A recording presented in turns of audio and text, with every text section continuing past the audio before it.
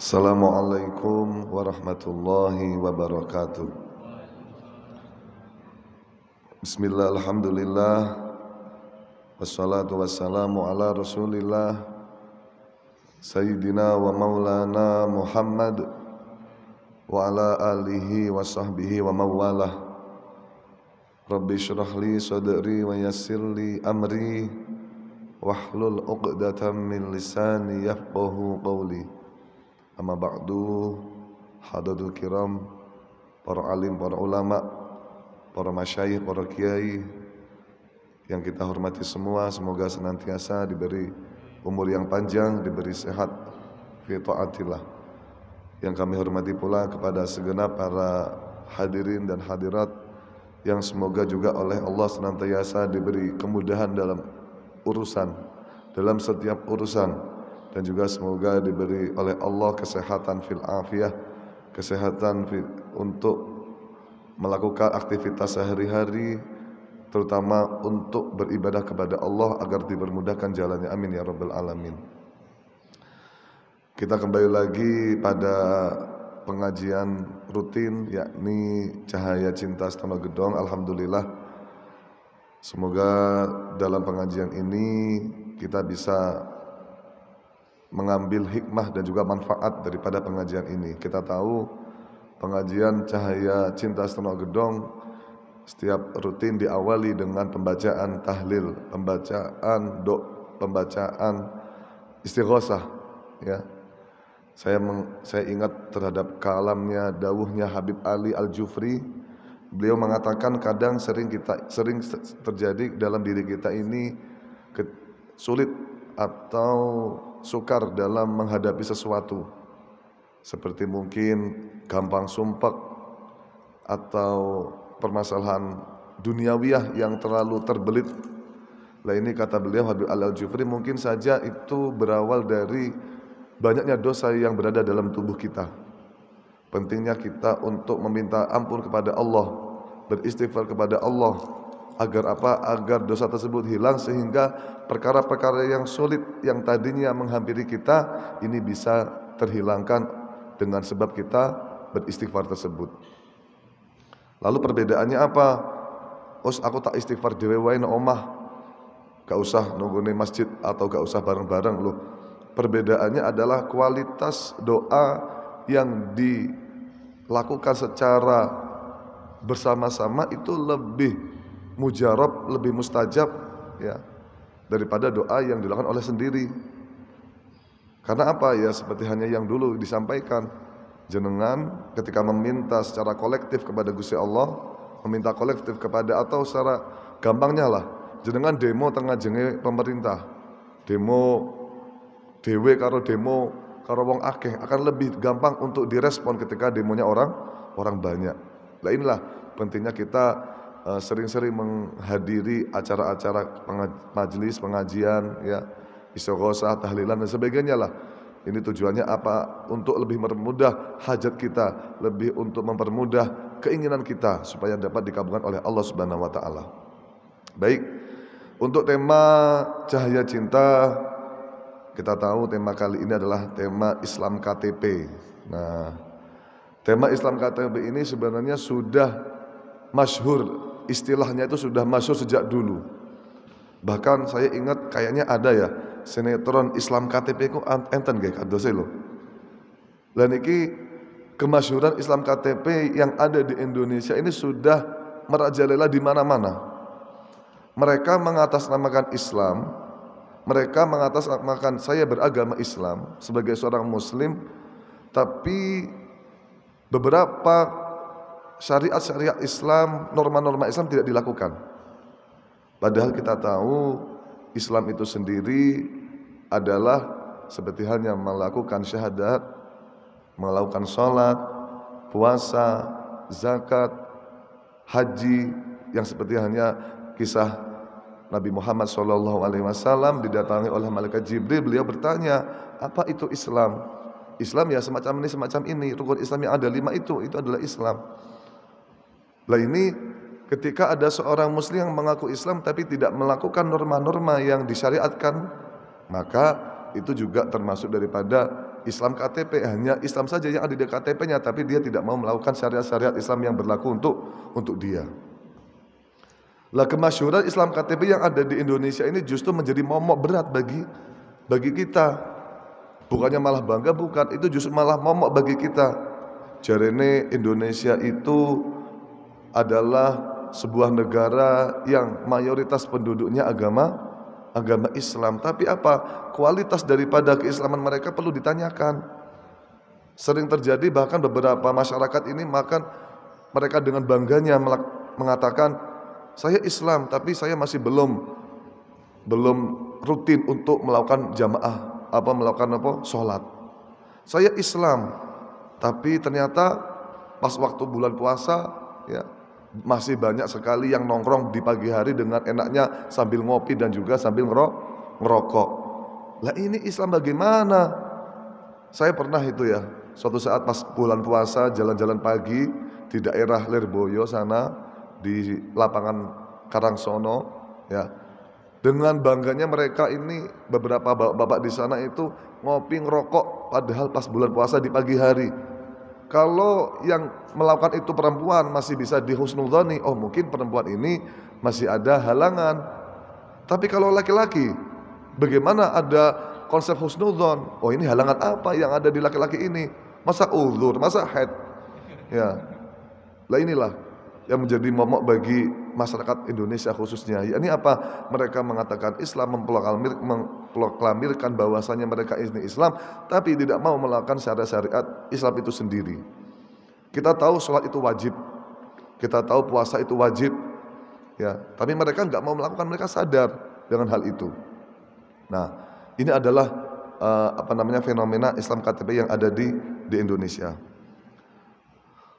Dalam masalah keislaman, ya, ini ada dua. Ada yang namanya Islam KTP tadi ya disebutkan, ada yang namanya Islam mahdoh, ya. Islam mahdoh itu Islam yang murni, dalam artian dia melakukan ibadah dari Allah, benar-benar ibadah.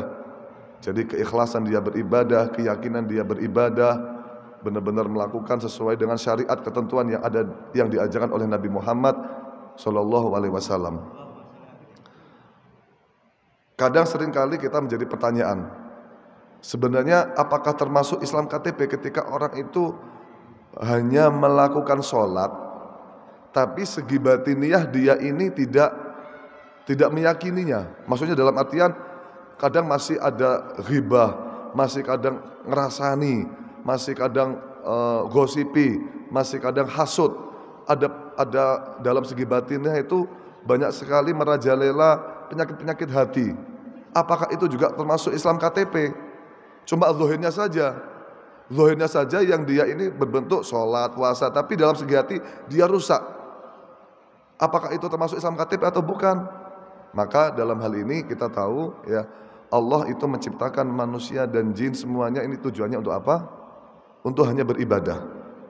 Di masalah di luar itu konteksnya apakah dia itu sholat terus dalam hatinya ini dipenuhi dengan rasa dengki, rasa iri hati atau rasa bagaimana, itu urusan terakhir, itu urusan carry. Yang penting konsep daripada seorang manusia apa? Yang penting dia ini wajib untuk melakukan apa yang diperintahkan oleh Allah. Seperti sholat, puasa dan sebagainya. Terlepas dari hal itu, apakah ya manusia ini nanti ke depannya batinnya hanya perlu ditata atau bukan atau tidak, itu urusan carry. Yang penting adalah melakukan perintah-perintah yang sudah diperintahkan oleh Allah Subhanahu wa taala. Toh juga ketika dia nanti melakukan sholat, mungkin saja dengan dia melakukan sholat ini secara tidak langsung dia ini juga akan menepis dari beberapa perbuatan-perbuatan mungkar. Karena inna sholata tanha anil fahsya'i wal munkar. Masalah nanti apakah kelakuan dia ini jahat, kelakuan dia ini buruk, itu terlepas dari itu kita nggak usah membahas itu. Dia hanya cukup untuk rutin melakukan sholat dan rutin melakukan sholat 5 waktu, puasa, itu sudah cukup.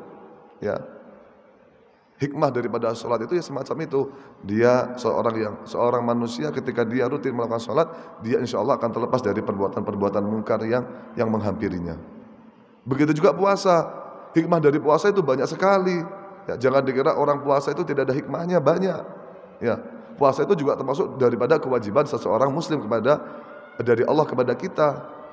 Seperti hanya salah satu hikmah puasa itu diantaranya apa?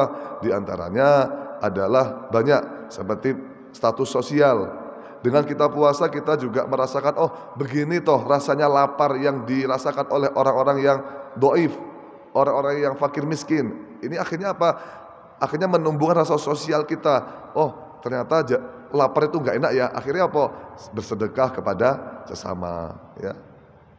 Dalam segi masalah yang lain, orang puasa, faedah orang puasa itu apa? Dalam segi jasmaninya diberi kesehatan oleh Allah. Bahkan salah satu daripada pokok penyakit itu berada di ma'dan, berada di lambung.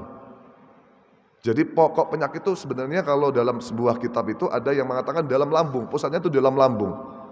Jadi ketika lambung itu sering dicocoki panganan, ya mangan terus tidak ada pengsterilan lah bahasanya, itu akan menjadi penyakit bagi tubuh kita. Tapi dengan puasa ini akan semakin lebih menyehatkan jasmani dan rohani kita itu. Ya. Selain itu pula dengan orang puasa kita akan merasa selalu diawasi oleh Allah. Kalau bahasanya adalah muraqabatullah, merasa diawasi, ya, merasa diawasi. Jadi dalam artian ketika orang ini berstatuskan Islam, maka ketika dia sudah mau melakukan sholat 5 waktu, sudah mau melakukan puasa, sudah melakukan zakat, haji, dan mengucapkan asyhadu alla ilaha illallah, itu sudah cukup. Ya, sudah cukup. Masalah itu apakah itu termasuk ibadah mahdoh atau ibadah yang zahiriyah saja, itu urusan terakhir aja. Yang penting orang itu mau melakukan hal-hal yang semacam itu tadi. Ya, saya pernah cerita, Nyong Sewu, saya dulu haji tahun 2016. Waktu itu saya satu jamaah dengan seseorang wanita dari Kediri. Beliau mengaku, saya itu sejak kecil, ya, sejak kecil itu berada pada lingkungan orang awam. Bahkan saya sejak kecil itu bahkan sejak kecil itu makan tidak aneh atau lumrah makan makanan yang diharamkan oleh Islam seperti babi, karena nggak tahu. Ini ada fenomena di Kediri itu ada semacam itu. Dan dia ini katanya, saya ini baru taubat semenjak 6 bulan yang lalu. 6 bulan yang lalu. Jadi taubat, akhirnya dia melakukan taubat itu adalah oleh Allah diberi rizki, dia bisa berangkat haji dengan suaminya. Ya, ini luar biasa ini, termasuk fadl minallah. Ya, saya kaget, loh kok ada ya masyarakat Kediri, di kota Kediri khususnya, yang mana dia berada pada sebuah daerah, padahal Kediri itu banyak pondoknya, banyak kiainya, tapi ternyata di beberapa lingkungan itu mereka ini seperti jauh dari dakwahnya ulama. Ini ada di Kediri semacam itu, ya. Ya itu juga termasuk daripada kategori Islam KTP, ya, Islam KTP. Maka dalam hal ini kita dapat menyimpulkan bahwasanya karena al-insanu itu dibagi menjadi 2. Manusia dalam sudut yang lain itu dibagi menjadi 2. Karena al-insanu aliman sama karena al-insanu jahilan. Karena al-insanu aliman itu memasukkan kategori seperti hanya mujtahid, mufti, ulama-ulama terdahulu, kiai, ustadz yang benar ya, bukan ustadz yang abal-abal. Sekarang banyak ustadz abal-abal, hanya modal dia bisa ngomong, stand up komedi, dia sudah jadi ustadz, pakai sorban, pakai sudah menjadi ustadz. Nah ini pentingnya bagi kita ini juga cermat dan juga teliti terhadap pendakwah-pendakwah sekarang ini. Ya, kok apabila ada pendakwah, kok dia mengajak kepada sebuah provokasi, maka pendakwah tersebut itu tidak patut untuk kita ikuti. Ya, kadang ada pendakwah yang melakukan yang namanya provokasi kepada jamaah, atau kadang ada pendakwah yang melakukan modelnya ngerasani. Nah ini pendakwah yang semacam inilah yang mungkin kurang etis bagi kita. Pun kita dakwahlah sesuai dengan apa yang diajarkan oleh Rasulullah SAW. Nah kembali lagi, manusia dipandang dalam sudut yang lain itu ada 2. Yang tadi kita sudah tahu, ada yang namanya karena al-insanu aliman meliputi pada kiai, ulama dan lain sebagainya. Ada yang namanya karena al-insanu jahilan. Jadi manusia itu ya kalau nggak alim ya jahil, betul nggih? Kalau nggak alim ya jahil, kalau nggak pintar ya bodoh. Bodoh dalam artian bodoh dalam masalah istinbatil hukmi, dalam mencari sebuah hukum. Ya. Dalam hal ini memasukkan orang awam, ya, memasukkan orang-orang yang nggak tahu, ya. Maka dalam konsep dalam kitab Asbah wa Nadhair dikatakan bahwasanya ketika orang awam, orang yang nggak tahu tersebut ini mengaku bahwasanya saya terhadap hukum zina, terhadap hukum khamr, bir, ya, ini orang awam ngomong, ya, saya nggak tahu hukumnya haram, maka dalam hal itu status orang awam tidak bisa diterima. Ungkapan tersebut atau ungkapan dia mengatakan saya nggak tahu kok hukumnya zina, saya nggak tahu hukumnya arak itu apa. Dalam kitab Asbah wa Nadhair, selama hukum tersebut ini adalah istiraku ghalibin nas, menurut manusia itu termasuk hukum yang masyhur bahwasanya seperti hukum zina itu haram. Di semua agama zina itu haram loh. Ya. Di semua agama zina itu haram. Kok ada yang mengatakan saya nggak tahu kalau zina itu haram? Loh, ini nggak bisa diterima. Alias apa? Tidak dimakfu dalam masalah melakukannya dia. Atau dia mengatakan saya nggak tahu kalau sholat itu wajib. Loh, nggak bisa diterima. Kata dakwahnya atau namanya pengakuan tersebut tidak bisa diterima ketika mengatakan semacam itu. Ya. Ketika ini konsepnya dalam masalah perbuatan-perbuatan yang masyhur di sekeliling manusia, seperti sholat itu wajib, zina itu haram, khamr itu haram. Khamr itu di dalam agama lain juga mengatakan nggak boleh minum khamr, minum bir, arak itu nggak boleh. Ya. Nah, berbeda lagi kalau dia mengaku bahwasanya saya berada saya tidak tahu kalau bahwasanya ngomong dalam sholat itu batal. Ya. Jadi ada permasalahan ibadah itu, ya, permasalahan hukum ibadah yang memang sudah umum bagi manusia untuk wajib diketahui, masyhur diketahui, seperti tadi wajib sholat, haram zina dan sebagainya. Ada yang memang hukum-hukum far'iyah yang memang manusia ini nggak jelas, nggak masyhur, samar bagi manusia, seperti mangan cicak, ya, mangan bekicot, mangan cicak. Orang-orang nggak tahu hukumnya itu apa makan itu. Maka kalau ada orang yang nggak tahu, maka dakwahnya diterima, alias pengakuannya diterima dalam hal ini. Ya, maka ketika orang awam mengatakan semacam itu, ketika aku nggak ngerti nek bakno apa jenenge maam cicak itu haram, aku sekadung maam cicak dimakfu, akhirnya nggak dapat taklif, nggak dapat dosa karena nggak tahu. Tapi kalau ada orang awam mengatakan saya nggak tahu kalau kalau sholat itu wajib, maka nggak bisa, tetap dihukumi dosa. Karena apa? Karena sholat itu adalah sebuah ibadah yang masyhur di sekeliling manusia. Berbeda kalau masalah-masalah yang memang nggak masyhur seperti tadi cicak atau ngomong dalam sholat, mungkin ada beberapa yang memang nggak tahu. Contoh ngomong gini, sholat lebih dari dua kata, ya, lebih dari 2 kata itu kan membatalkan. Ini kan hal-hal yang tidak masyhur dalam sekeliling manusia. Inda ghalibin nas tidak masyhur. Maka ketika dia tidak tahu hukum tersebut, ini hukumnya diterima. Ya.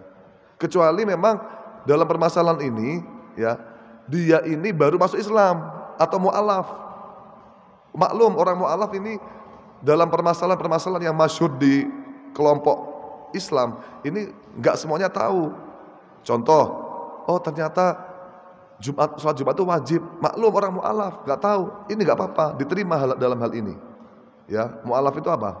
Orang yang baru masuk Islam. Tapi kita akan mengucap sebenarnya mu'alaf itu apa saja, nanti ada beberapa pembagian. Ya. Jadi kalau ada orang yang mengatakan mu'alaf, ya ini mu'alaf, ya, orang yang baru masuk Islam. Orang mu'alaf mengatakan, ternyata zakat itu wajib bagi orang Islam. Gak apa-apa, karena dia memang orang yang qaribin fi ahdil Islam, orang yang baru masuk Islam. Dalam hal ini dakwahnya atau pengakuannya diterima. Ya. Berarti dimakfu, diterima itu dimakfu, dia tidak dapat dosa. Atau dia itu berada di badiyatin ba'idatin minal Islam. Dia berada pada sebuah daerah alasan yang jauh dari agama Islam, jauh dari perkumpulan agama Islam, perkumpulan dari ulama pesantren. Contoh apa? Berada di pergunungan. Ya. orang dia di gunung, di alasan, di apa alasan tuh, di hutan, ya di hutan. Orang mau apa cari hukum itu sulit. Di situ nggak ada kiai, nggak ada pondok, ya nggak ada pondok, nggak ada kiai, nggak ada ulama, nggak ada ustadz, ya. Akhirnya apa? Dia akhirnya nggak tahu kalau namanya sholat itu wajib. Nggak apa-apa kalau dalam hal ini, ya. Maka sekali lagi saya simpulkan, ketika statusnya orang awam atau jahil, ya, ketika dia mengaku bahwasanya dia nggak tahu kalau sholat itu wajib, maka dia ucapannya dia tidak diterima, ya, atau dakwahnya tidak diterima, alias dia tetap dapat hukumnya dosa, kecuali dia baru masuk Islam atau dia jauh dari yang namanya ulama atau dari daerah Islam, ya. Lah orang jahil, orang awam, ya, dia bukan baru masuk Islam, dia sudah lama Islamnya, ya, dia baru Islamnya dan dia tidak mengetahui beberapa hukum yang tidak masyhur. Seperti apa? Seperti mangan cicak itu hukumnya bagaimana? Maka dalam hal ini pengakuannya itu tidak dipermasalahkan, alias dia dimakfu, ya, nggak apa-apa. Kadang kan kita sering menjumpai hal ini, ya, sering menjumpai hal ini. Contoh dalam permasalahan wanita khususnya, ya, ini saya keluar darah semacam ini, keluar darah semacam ini bagaimana? Ini adalah sesuatu permasalahan hukum yang yukhfa anhum, yang tidak masyhur bagi manusia, ya.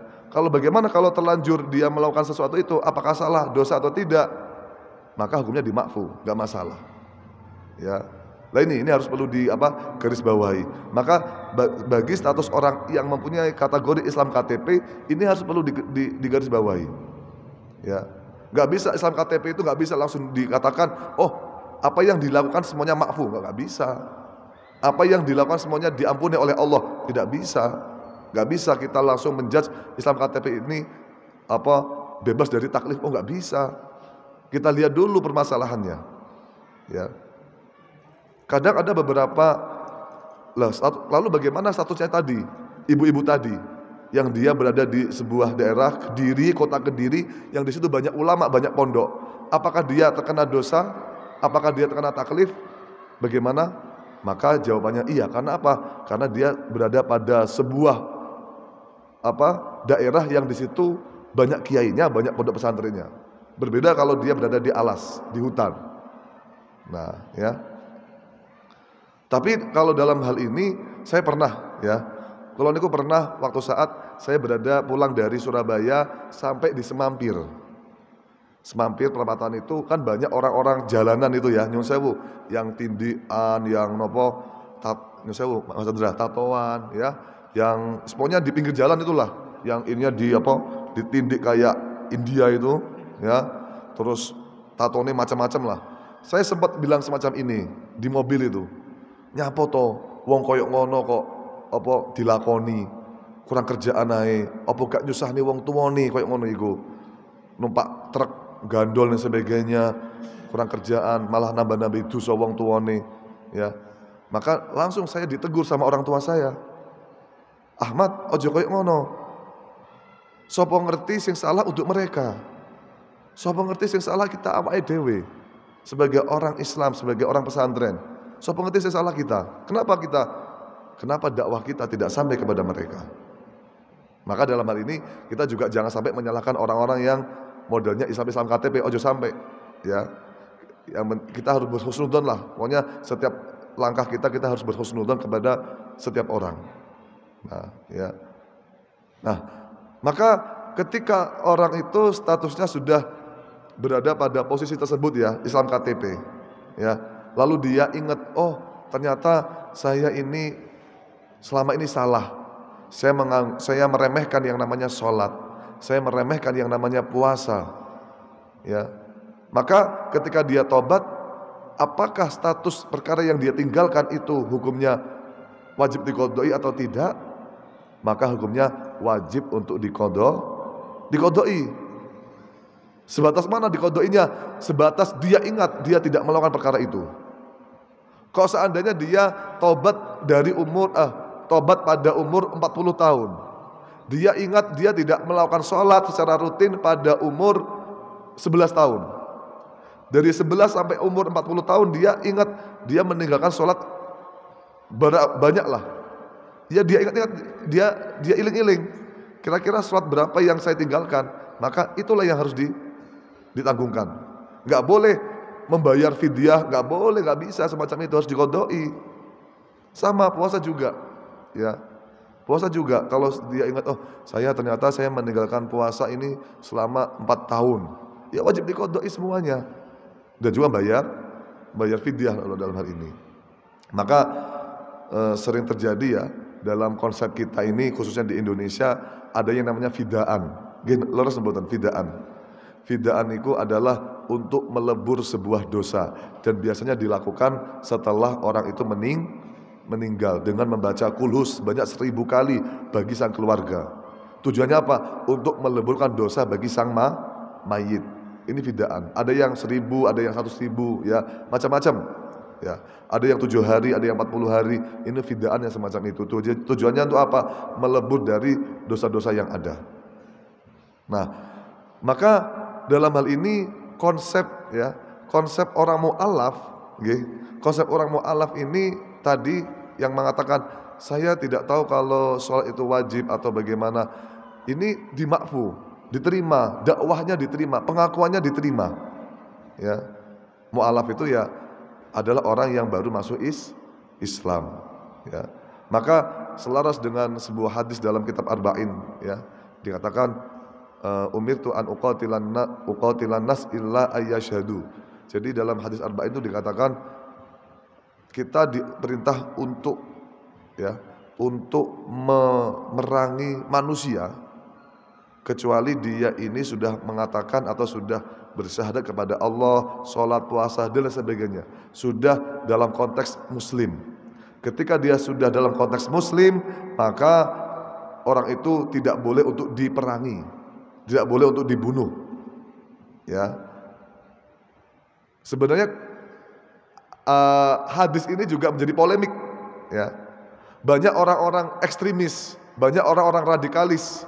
Ya, mereka membunuh orang non Muslim, merangi orang kafir, ya, ngebomi gereja karena beberapa landasan dengan hadis ini.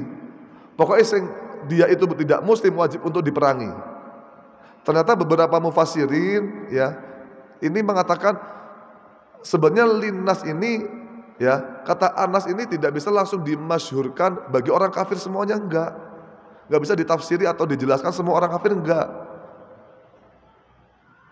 Dalam Quran juga mengatakan faqtulul musyrikina kafah. Maksud kudu dibunuh kabeh musyrik? Ya enggak. Ini juga ada perinciannya. Ya, yakni Anas di sini perinciannya adalah perincian bagi orang non muslim yang memerangi atau yang menghunus senjatanya kepada orang muslim atau yang namanya kafir harbi.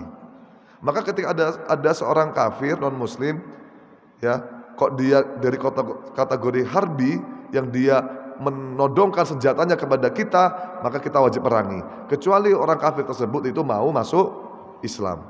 Ya, kalau sudah masuk Islam bagaimana? Kalau sudah masuk Islam, maka wajib untuk kita lindungi. Ya, wajib untuk kita lindungi dalam segi harta maupun dalam segi nyawanya dia. Kecuali ada hal-hal yang berhubungan dengan hakul Islam. Seperti contoh, dia wes masuk Islam, ya, masuk Islam, ternyata dia mencuri. Lalu bagaimana? Apakah dia tetap terlepas dari had? Oh, terkena had dia. Ya, dia zina, orang mu'alaf masuk Islam, demi masuk Islam sudah 5 tahun dia zina. Apakah dia terbebas dari had zina? Tetap kena had zina. Ya, dia membunuh. Apakah dia tidak terkena kisos atau balasan hukum? Dia tetap terkena hukum kisos. Inilah, ya, yang penting. Ketika dia sudah masuk Islam kok melakukan beberapa pelanggaran, maka tetap terkena taklif atau terkena hukum-hukum Islam tersebut. Jadi sekali lagi, ya, dalam permasalahan Islam KTP, ya, yang perlu kita garis bawahi, ya, maka status kita untuk saat ini, ya, ini makhluk atau manusia ini kepada Allah hanya fokus pada permasalahan ibadah saja. Ya. Tuntutan Allah kepada manusia adalah tujuannya untuk beribadah saja. Kalau dia sudah melakukan perkara-perkara yang memang diwajibkan bagi dia, seperti sholat, puasa, zakat, haji, ya, maka sudah cukup. Terlepas dari masalah batiniah dia, apakah batiniahnya itu sahih atau fasik, itu urusan belakang, ya, bukan urusan kita. Menawa dengan dia melakukan perkara-perkara itu, ya, menawa dengan dia melakukan perkara-perkara tersebut, ini bisa menjadikan diri dia pribadi yang baik. Ya, manusia itu dituntut untuk berbuat baik. Ya. Wal takum minkum ummatu yad'una ilal khairi wa ya'muruna bil ma'rufi wa yanhauna 'anil munkari. Ini kita dituntut untuk menjadi pribadi yang baik dan menjadi pribadi yang memperbaiki kepada orang lain. Kenapa? Ketika kita berbuat baik kepada orang lain, artinya kita berarti menitipkan kebaikan kepada keturunan kita. Ya. Contoh, ketika kita ini berbuat jahat kepada orang lain, berarti ini ada kemungkinan orang lain itu akan berbuat jahat kepada kita dan keturunan kita. Ojo sampai ketemu karo wong kae dan keturunannya. Kadang di beberapa masyarakat itu ya sampai enek mengatakan aku gak ridho sok nek keturunanku nikah karo wong kae. Gara-gara pemusuhan. Ya, akhirnya enek istilahnya cintaku terhalang oleh restu daripada mbah-mbahku. Ada yang semacam itu. Ini jari mbahku gak oleh nikah karo keturunan kai. Enak permasalahannya. Apakah itu wajib dilakukan? Tidak. Ya. Ya itu masalahnya dalam masalah restu. Kan enak sih model kayak ngono. Aku gak oleh nikah karo keluargane kae. Nyapa soale mbah buyutku wis nyabdo gak oleh nikah kalau keturunannya cah kae. Ya. Jadi kuwi akhirnya jadi sinetron, cintaku terhalang oleh restu daripada mbah buyutku. Lah ini kan repot semacam ini. Ya, tidak ada dalam permasalahan nikah itu tidak ada semacam hal itu. Maka dalam ini zahiriyah. Manusia itu kadang dipandang dalam segi zahiriyah, ya, untuk permasalahan orang awam, ya, untuk permasalahan orang awam. Jadi ketika kita mengetahui beberapa hal-hal yang ini, hal-hal tersebut, ya, sekiranya dia sudah melakukan sholat, sudah melakukan puasa, ini sudah cukup. Ya, apakah itu kategori Islam KTP atau Islam mahdoh? Maka kita mengatakan dia termasuk sudah Islam karena dia sudah melakukan beberapa rukun-rukun Islam. Ya, mahdoh itu nanti meliputi pada batiniah. Islam mahdoh itu Islam yang meliputi pada batiniah kita. Ya, itu sulit, itu sudah tingkatan sulit itu. Ya. Tapi nanti ketika kita melakukan melihat ada orang-orang Islam, ya, dia kok melanggar syariat Islam seperti orang nggak sholat, nggak puasa, ya. Kalau kita masih mampu untuk menegur, kita tegur saja, kita ingatkan, ya. Tapi kalau fa'ilamnya statik, ya, maka kita ingkar biqolbi mawon, ya. Contoh, iki nek tak tegur aku jelas dipateni iki, diroyok, ya, digebuki. Ya wes ingkar biqolbi mawon. Ya. Karena ada beberapa kapasitas orang itu mampu untuk dakwah secara terang-terangan, ada yang tidak. Nonton. Ya. Jadi itu yang saya sampaikan terkait permasalahan yang berada di sekitar kita. Ya, enek wong ngaku Islam tapi ternyata wong kuwi gak ngelakoni poso, gak ngelakoni sholat. Apakah dia mengakuni tidak tahu.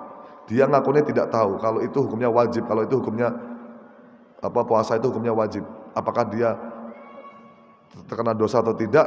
Terkena dosa. Ya. Terkena dosa. Ya.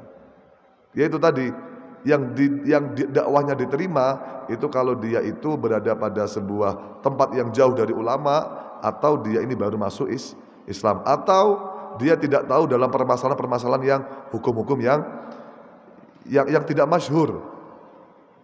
Ya, tidak masyhur. Seperti mungkin bagaimana kalau kita sholat tiba-tiba kita tahu ada najis di mukenah kita. Kita sholat ya. Sholat terus assalamualaikum. Loh, enek najisnya mau atau bolong? Ini ulama khilaf. Ya. Ada yang berpendapat kata Imam Ghazali, kalau dia sudah tam, sholatnya sudah sempurna, sudah salam, sudah cukup, sholatnya sah. Ya. Tapi kalau dalam sholat kok dia tahu ada najis, maka batal langsung. Ya. Dia sholat kok ada najis atau ada lubang di ketok aurate, ini khilaf. Ya. Tapi beberapa ulama yang mengatakan kalau seandainya dia sudah sempurna sholatnya, sudah assalamualaikum kok baru tahu ada najis atau ada lubang, maka makfu. Ya, tidak apa-apa. Tapi kalau pas sholat, enek najis, lagi sholat ya, najis. Adalah enek tai apa cecak atau apa? Kita ngidik semut ya, ngidik semut atau ngidik napa? Enek laler atau ngidik nyamuk, kita pletes atau apa yang ngidik semut lah, kayak gitulah. Ya. Maka itu hukumnya kalau kita atas tahu pas itu sholat, maka hukumnya batal sholatnya. Ya, jadi semacam itu. Jadi pentingnya bagi kita untuk selalu menggali beberapa hukum-hukum, ya, menggali beberapa hukum-hukum yang berada di sekeliling kita. Jangan sampai kita ini pasrah dengan keadaan kita. Wes gak apa-apa lah, aku jadi wong bodoh, insya Allah dimakfu. Ya jangan gitu. Kullu man bi ghairi ilmin ya'malu a'maluhu mardudatun la tuqbalu. Ya. Kok ada seseorang yang dia ini melakukan amal tapi karena tidak diketahui, ya, karena tidak tahu sumber hadisnya, sumber dia melakukan perkara ya, melakukan perkara, dia tidak tahu sumbernya, maka ibadahnya mardudatun la tuqbalu, tidak diterima. Intinya apa? Kita jangan pasrah pada kebodohan kita. Teruslah untuk gali beberapa ilmu-ilmu, galilah beberapa hukum-hukum yang ada, yang jangan apa ya, jangan qanaah dengan kehidupan kita semacam ini. Wis lah, aku jadi wong bodoh kayak ngene ben apa kabeh makfu iso makfu kabeh. Oh enggak bisa. Kok kamu rela dengan kebodohan kalian? Berarti kalian termasuk orang yang merugi, ya. Padahal di Kediri ini banyak sekali beberapa pengajian, banyak sekali para ustadz, para kiai, ya. Ketika kita tidak mau menggali ilmu-ilmu dari mereka, ini termasuk orang-orang yang rugi, ya, minal khasirin, ya. Nah, jadi sekali lagi dengan semacam ini, ya, dengan adanya pengajian semacam ini, kita harapkan semoga masyarakat sekitar Kediri ini bisa lebih paham betul tentang beberapa hukum-hukum yang ada, ya, bisa bermanfaat barokah untuk khususnya di daerah kota Kediri, bisa tahu beberapa hukum-hukum yang sebenarnya ini wajib bagi kita, ya. Ini adalah tujuannya pengajian itu semacam itu. Mungkin itu yang saged kula sampaikan. Ihdinas siratal mustaqim. Assalamualaikum warahmatullahi wabarakatuh.